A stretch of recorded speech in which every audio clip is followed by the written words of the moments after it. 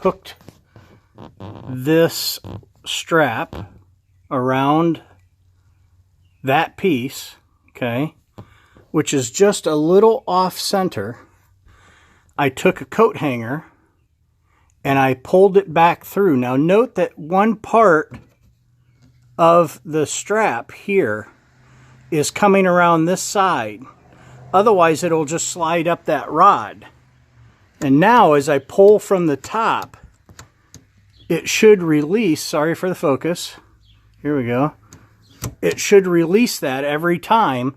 And I went above this white servo back here connection because I didn't want to be putting pressure on that as I'm pulling up. And so now, let me back out of this here. As you can see, I just have this strap sitting here and I should be able to pull that from inside.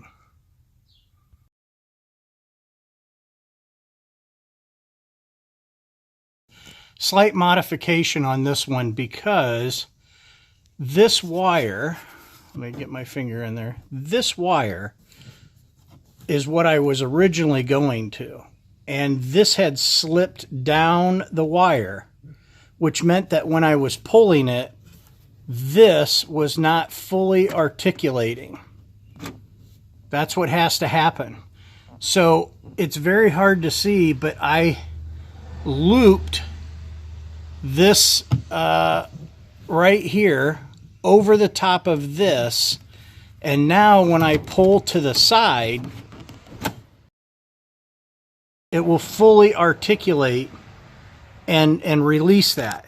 So it's important when you're doing this modification for both the latch and for the hatch itself, the back glass hatch, and the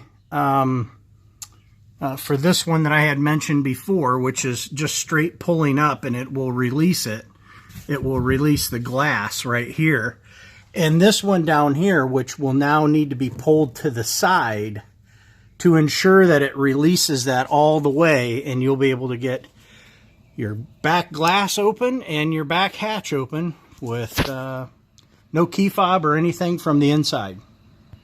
Now, if you just move this to the left, you open your hatch, and it does so very reliably. But instead of pulling down, now you have to move it to the left. But I just let that hang there, and then if I want the top glass open, I just pull straight up on that, and boom, the hatch is open.